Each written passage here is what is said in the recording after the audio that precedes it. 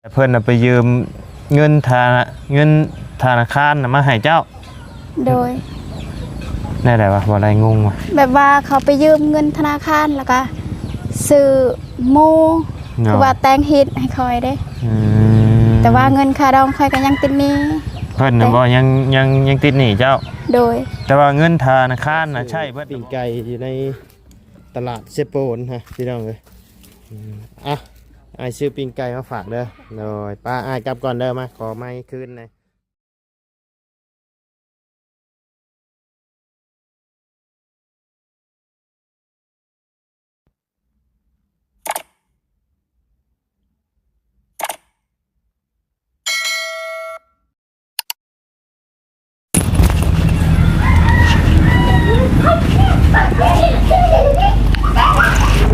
กับทักทายสบายดีเด้อเนาะพ่อแม่พี่น้อง FC เบิร์ดจุกูสู่คนเนาะบ่ว่าอยู่ในและต่างประเทศก็ยินดีต้อนรับกระสู่ช่องบ่ไล่คือเก้าพี่น้องเอ้ยเดินทางมาฮอดเซโปนแล้วเนาะพี่น้องเอ้ยก็พอดีว่าก่อนฮอดหม่องพักหม่องเศร้าเนาะพี่น้องเอ้ยทางบ่ไล่ก็แบะมาหาทั้งครอบครัวที่ว่าสองผัวเมียพ่อแม่ลูกอ่อนพ่อลูกอ่อนนี่ก่อนเนาะที่ว่าทางบ่อไร่ได้เข้ามากับบ่อตูนกับบ่อบุญคงมื้อนั่นแหละเนาะพี่น้องก็เข้ามาเทเดียวเนี่ยบ่อไร่กับเมื่อบ้านก่อนเนาะก็บ่ได้ลงมาเลยเนาะบ่ได้เข้ามาเยี่ยมเพิ่นมื้อนี้ก็เข้ามาเยี่ยมยามทำข้าวเบิ่งก่อนเนาะคือเห็นได้ผ้าวัดใหม่เด้อเนาะมีทั้งทีมงานบอกซื้อมาให้หรือว่าจังใดก็เห็นทั้งทีมงานเข้ามาอยู่เนาะซื้อข้าวซื้อน้ำมาให้อยู่ก็คือสิโอเคขึ้นแล้วละเนาะพี่น้องเรื่อง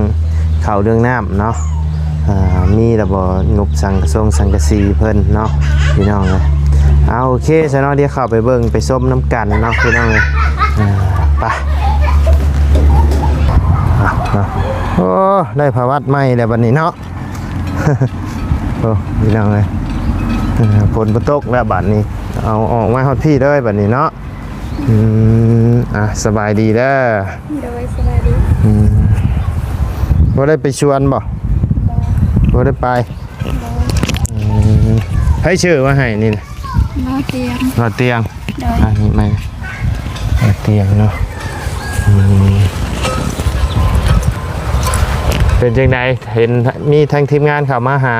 หลายอยู่บ่ช่วงนี้โดยเข้ามามื้อนี้4 คนแล้วจักคน4แล้ว4 คน5กับอ้ายนี่แหละอ้ายหาสิขึ้นมาแต่บ้านนี่ก็ได้แวะมานี่เลยมีไผแน่ชื่อเพิ่นอยู่บ่เบาลีแล้วก็ลุงเฮิมโดยแล้วก็เบาจันเบาเพิ่งโอ้5 คนทั้งอ้ายเนาะโดย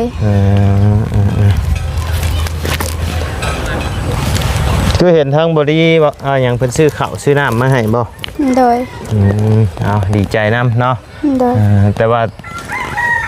ยังต้องการแต่สังกะสีเนาะเดี๋ยวนี้เนาะโดยเพิ่นอยากได้สังกะสีพี่น้องเอ้ยพอได้ไอ้มุงเนาะเอาเตียงชื่อมาให้แต่มื้อนั้นพุ่นบ่นี่โดยหาหม่องห่มอยู่ก่อนจ้ะพี่น้องเอ้ยอยู่ผู้ไปมีห่มอยู่บ่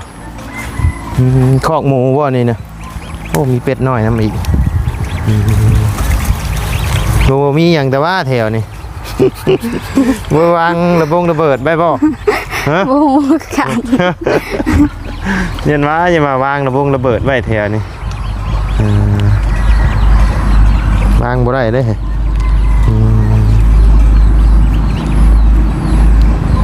โอ้มืดเนาะเพื่อนไผแถวนี่นะเขาสิเฮ็ดเฮือนรวมกิจการมันเป็นเฮือนรวมบ่โดยที่ว่าเพิ่นสิเฮ็ดหม่องรวมไอ้บ้านอาทิตย์อีหยังนั่นน่ะไอ้หยังผู้ที่เพิ่นนับถือศาสนาคริสต์หั่นบ่โดยดูนี่ก็พี่น้องเอ้ย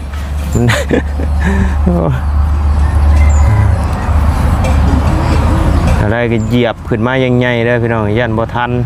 ย่านคำเนาะเฉียวเลย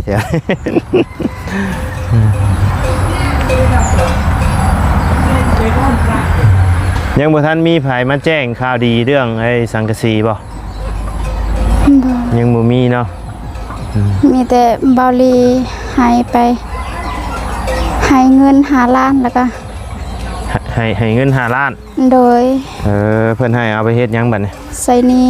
นี้โดยเอาเจ้ามีหนี้บ่ใส่หนี้ธนาคารหนี้ธนาคารโดยโอ้ไปยืมยืมเพิ่นบ่ยืมโดยโอ้ยเนาะพี่น้องหาโมงนั่งคักๆกันนะนี่มันแดดมันช่องหนาเอาไปเอาหิวมาแจนี่ก็ได้มั้ยเอาแจนี่ก็ได้นี่พี่น้องเลยเอามองนี่แหละใครแน่บัตรนี่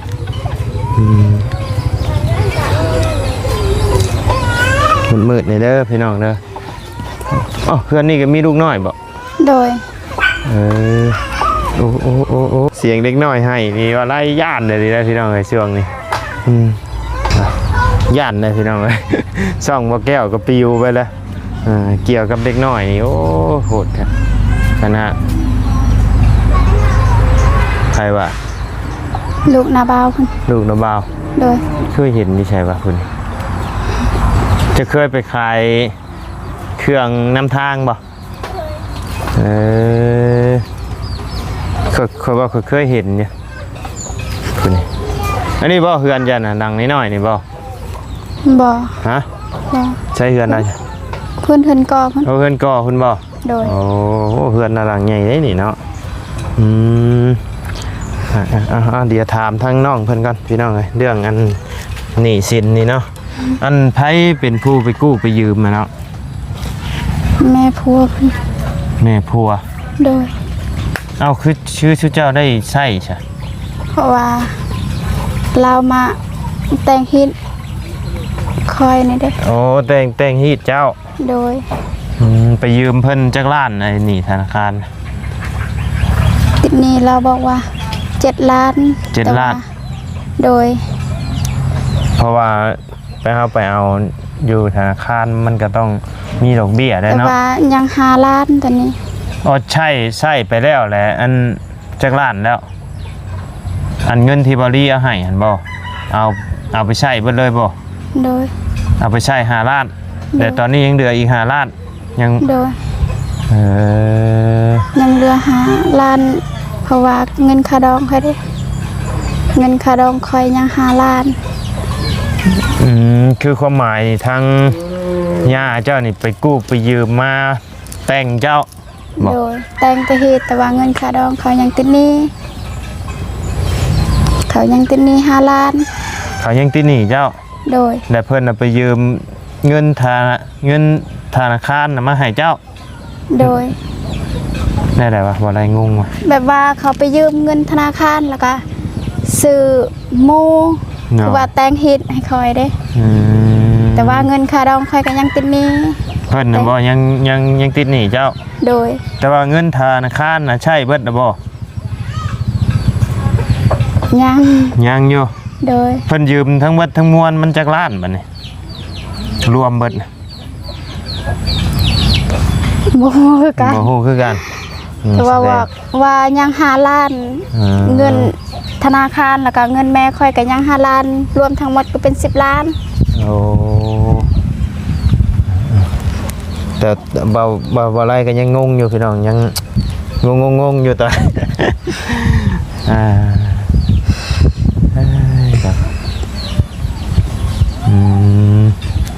แม่ย่านี่ไปกู้ไปยืมมาเอ้าก็แสดงว่าคันเจ้าอันเงินที่บอดี้เพิ่นเอามามอบให้นี่เจ้าไปใช้ไปแทนให้เพิ่นก็แสดงว่าเงินเจ้าแต่งเจ้าเองด้วยซะโดยเงินน้องแต่งน้องได้นี่ กับบ่เป็นหยังเนาะพอให้อยู่ร่วมกันฮักแพงกันแล้วก็ดีละพี่น้องเอ้ย ที่ว่าจุดประสงค์ที่ทั้งบริเพิ่นมามอบให้เนี่ยเพิ่นให้เฮ็ดหยังซะซ่อมแซมเฮือนบ่หรือว่าแนวใดหรือว่าเพิ่นให้ใช้ซื่อๆบ่ให้ธนาคารเพิ่นอ๋อที่ว่าบริมามอบให้นี่ก็คือให้ไปใช้นี้โดยแต่ตอนนี้ยังขาดอีก5 ล้านโดย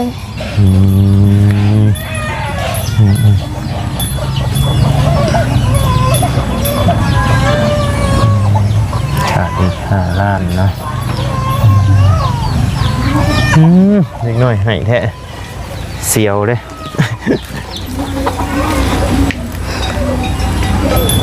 ภาพเป็นสีมืดๆในเด้อพี่น้องเด้อเพราะว่ามันสะท้อนแสงไปเนาะโอ้งัวชนกันโอ้ใส่แล้วตุ่มเรากินแล้วเราแห้งย่านอยู่นี่ย่านส่งฟิวอยู่พี่น้องเลยโอ้ไม้กับเบิดแดงช่ำกันบอกกับลูกเจ้าภูให้น้อยนี่แกเขาได้แล้ว4 เดือนเจ้านะ3โดยเขาก็ได้กะ5นี่แหละ5 เดือนนี้เจ้านะลูกเราเห็นบ่โดยโอ้ก็ก็ดีแล้วละเนาะอันมีทางทีมงานเพิ่นเข้ามาก็ถือว่าซอยน้องเพิ่นได้ลายแล้วย่างเติบแล้วพี่น้องเลยเนาะตอนจากที่บ่มีเข่าก็มีแล้วตอนนี้เนาะมีจักสอบเลยสอบหนึ่งมีสอบหนึ่งเนาะโดยเบาลีให้สอบหนึ่งเบาเตียงให้ได้แล้วประมาณ20 โลโอ้โดย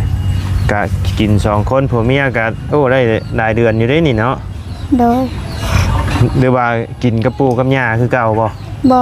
กินแต่ชื่อเจ้า2 คนเนาะโดย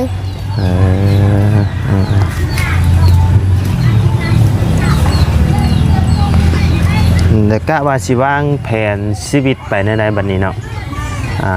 ในครอบครัวนี่หาเงินเฮ็ดเฮือนเฮ็ดชานบ่โดย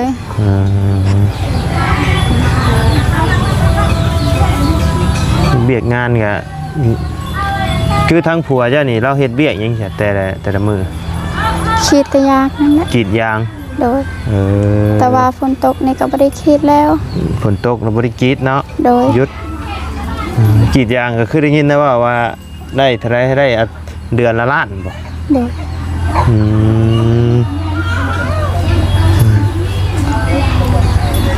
เจ้าบ่ได้ไปกรีดน้ำเพิ่นบ่ใช่บ่เอาลูกสมมุติว่ามีผู้เอาลูกนี่ก็เจ้าก็ไปคือกันบ่ขอยานเนี่ยย่านคนนั่นแหละย่านคนเดินเอากับไปก็ผัวแล้วไปก็ผัวมีใครเอาลูกได้สมมติว่ามีผู้เอาให้นะกับไปเคยไปอยู่บ่เคยเจ้าก็กรีดยางเป็นบ่เป็นอยู่คือว่าแล้วแถวนี้สวนยางลายพี่น้องเลยเนาะสวนยางก็ลายเนาะบ่ไล่บ่กล้าเอาเล็กน้อยเข้ามานำพี่น้องเลยก็เลยให้ทั้งผัวของน้องอย่างไรลืมชื่อได้เลยเควินเจ้าหนะชื่อยังจะสันบ่โดยทั้งน้องสันเพิ่นพี่น้องเลยพ่อเพิ่นตั้งแต่ช่วงบ่ไล่ขึ้นมาแรกๆเนาะช่วงบ่ไล่ขึ้นมาแรกๆไปหาทั้งสาวันไม่ห่างเพิ่นนั่นแหละเนาะคือเห็นในคลิปบอดี้ก็คือว่าเพิ่นได้ลูกบ่ใช่สาวันโดยคือว่าอีหยังแหละแต่ว่าผัวเราตัวในใดน่ะตอนอยู่กรรมก็อยู่คนเดียวเป็นด้วยน้องกันบ่กับเจ้าโดยเป็นผู้บ่าวโดยแต่เรามีเมียแล้วแล้วบัดนี้เพิ่นรับผิดชอบบ่บัดบ่ไปเห็นมาเลยอยู่เพิ่นบ่เห็นมาเลยอ๋อผู้ชื่อวันน่ะเป็นเอื้อยเจ้าบ่แบบเป็นลูกเอื้อยลูกน้องบ่เป็นแม่เราก็เป็นเอื้อยพ่อใครได้เป็นลูกเอื้อยลูกน้องเนาะ โอ้อันผัวแล้วตัวบัดนี้ โดย เอาตัวกะเพิ่นบ่ได้มาเบิ่งมาแยงบ่ได้รับผิดชอบบ่ซะ ดูงานกันแต่ว่าเราอยู่ตั้งก็อยู่คนเดียวแล้ว อยู่ผู้เดียว โดย มีพ่อแม่และเบิ่งเนาะ โดย กันโดนแล้วพี่น้องรักกันเนาะ ตั้งแต่เราอยู่กันก็บ่เห็นเลยพัวเรามา แต่ตอนเราท่านได้ลูกน่ะมาอยู่บ่ ตอนเรายังบ่ทันขอลูกก็เรามาอยู่ แต่ว่าใกล้สิคลอดแล้วก็บ่ได้มาอีกเลย บ่อันตอนที่ว่าคบกันน่ะเพิ่นบ่ได้บอกบ่ว่าเพิ่นมีเมียน่ะ บอกแล้วบอกว่าเป็นผู้บ่าว แต่เพิ่นหาสิมาบอกตอนเมียท้องนี่หรือว่าแน่ใด บ่ฮู้คือกัน แต่เราเพิ่งฮู้วัดท้องแล้วก็เรา เอาไก่ย่าเพิ่นดอกเนาะเรื่องเพิ่นพี่น้องเอ้ยให้เพิ่นไปจัดแจง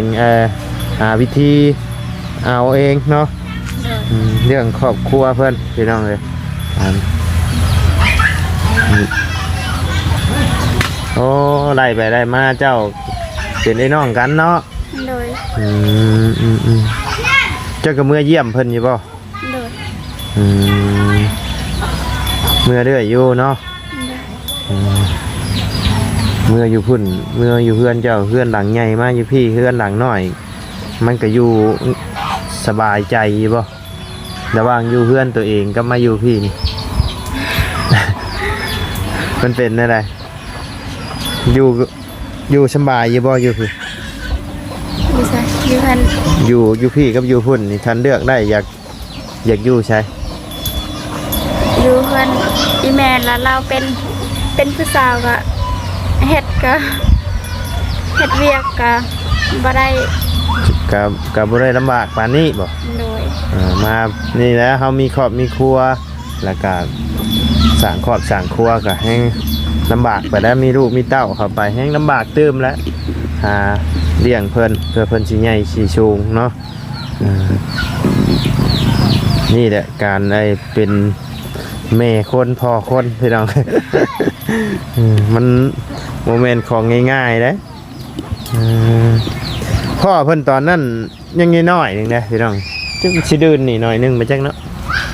เจ้าดื้นนิดหน่อยนี่แหละมาวันนี้มันเอาผัวเลยได้ลูกเลย เจ้าก็ได้เฮียนอยู่บ่เนาะบ่ได้เฮียน โดย ปอหนึ่งกับบริลงเอ้าแล้วอันเวลาโทรลมกับผัวเจ้านี่ไอแชทกันได้ใช่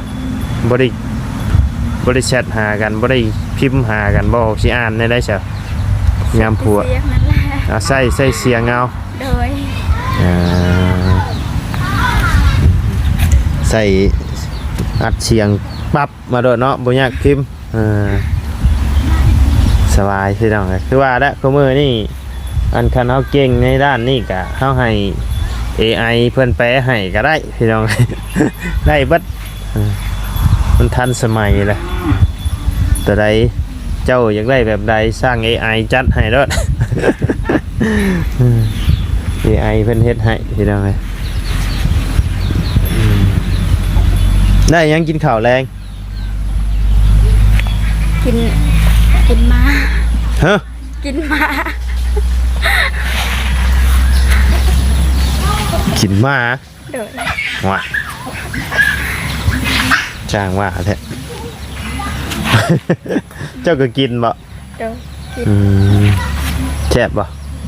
แซ่บ แซ่บ แล้วระหว่างชิ้นงัวกับชิ้นจอนี้ตัวได้แซ่บ สิงัว ชิ้นงัวจอได้เพิ่นเอิ้นเนาะอยู่บ้านจ้ะเนาะ โดย จอ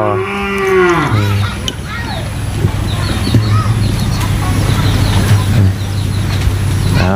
กะของแซ่บอยู่กับผู้มักแหละเนาะพี่น้องเอ้ยอัน ผู้บางคนเพิ่นก็กินบางคนเพิ่นก็บ่กินเนาะคืออยู่บ้านเมืองเฮามันก็อยู่หากินยากเนาะก็มีหยังเพิ่นก็กินไปเบิดนั่นแหละเนาะพี่น้องเอ้ยของแซ่บอยู่กับผู้มัก เบิดแล้วบ่สินนะในเมนูแซ่บได้เสียเนาะมื้อนี้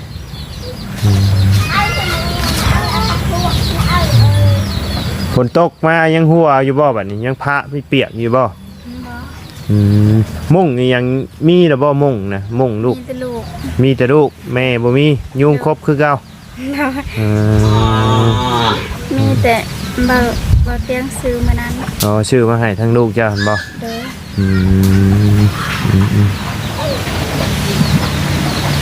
ยังใครพ่อก็แม่ตบเอาตบเป็นเลยเด้ปินมากกันตีเอาลูกกันตีบ่เป็นเด้ให้ลูกนอนมุ้งเนาะ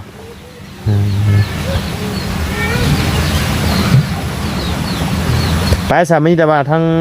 อ้ายกลับก่อนเนาะไปเวียกไปงานต่อก่อนพี่น้องเลยมื้อหน้ามื้อในสิมาเยี่ยมมายามใหม่เนาะดีใจน้ำเนาะทั้งนี่ก็มีทั้งเตียงทองเพิ่นก็ซื้อมาช่วยเดือเป็นเบื้องต้นไปก่อนเนาะพี่น้องเลยเรื่องเฮือนเรื่องซานเพิ่นก็ยังบ่มีทางใดเข้ามาเนาะสมมุติเนาะสมมุติว่าเฮ็ดเฮือนเฮ็ดชานนี่มีผู้ใหญ่เพิ่นอยากเฮ็ดเฮือนเฮ็ดชานให้นี่เจ้าสิตั้งอยู่ไสโอ้โหคือกันบ่ยังบ่มีดินบ่ดินนี่เป็นดินของเพิ่นบ่เมื่อตั้งอยู่บ้านเจ้าได้บ่ดินดินอยู่บ้านเจ้าหลายเด้โอ้โหคือกันแถวไอ้เพื่อนเจ้ามองที่อ้ายไปตอนนั้นน่ะหลายแม่นดินจะเบิดบ่แถวนั้นบอสสมมตินี่สมมติเนาะสมมติว่ามีงบผู้ใหญ่เพิ่นให้เฮ็ดเฮือนเฮ็ดชานเนี่ยเมื่อเฮ็ดอยู่บ้านเจ้าก็ได้บ่คือว่าแล้วเจ้าวัดมาอยู่น้ำผัวได้เนาะก็ต้องเฮ็ดอยู่พี่ก็คือกันโอ้โหคือกันบ่แต่ว่าในใจเจ้านะเจ้าอยากอยู่นี่หรืออยากอยู่พุ่นอยู่นี่ก็ได้อยู่นี่ก็ได้เพราะมันต้องมีหม่องใดหม่องหนึ่งนะแบบว่าอยากอยู่ใจเขาอยากอยู่นะแบบว่าล่ะท่านสมมติว่าให้เจ้าเลือกนะเอาเลือกอยู่นี่กับอยู่พุ่นเจ้าเลือกอยู่ใช่เลือกอยู่นี่ก็ได้เลือกอยู่นี่เนาะแสดงว่ามักอยู่นี้เนาะน้ำมักอยู่นี่พี่น้องแต่ว่ามันก็ยากอันและดินดอนตอนยากแต่ว่าแถวนี้ก็ชี้คันมีงบเอียงก็ขอซื้อขอแบ่งน้ำเพิ่นก็คือสิได้อยู่หรอกเนาะเอาอันนี้ก็ถามเขาถามกันซื่อๆเด้อพี่น้องเด้อถามน้องเพิ่นซื่อถามความคิดเห็นของน้องเพิ่น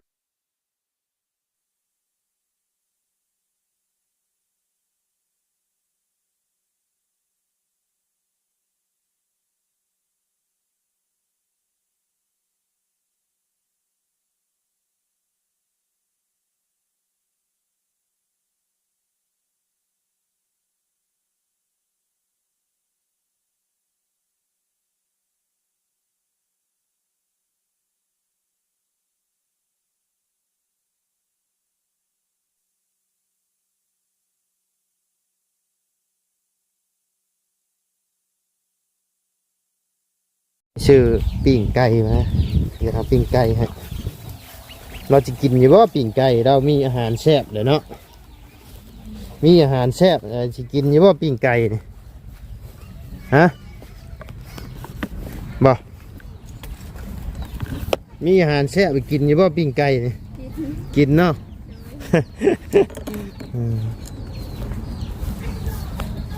อึ๊บได้แวะซื้อปิ่งไก่อยู่ในตลาดเซโปนฮะพี่น้องเลยไอซื้อปิ่งไก่มาฝากเด้อหน่อยป้าไอกลับก่อนเด้อมาขอไม้คืนเลยโอเคป้ากลับก่อนบัดนี้ ป้าพี่น้องเอ้ยสำหรับคลิปนี้ทั้งบ่ไลก็สิได้ขอจบคลิปปิดคลิปลงไปเพียงสำนี้ก่อนเด้อพี่น้องเด้อพบเจอกันคลิปหน้าเนาะสำหรับคลิปนี้ลำลาแล้วพี่น้องสบายดีเด้อ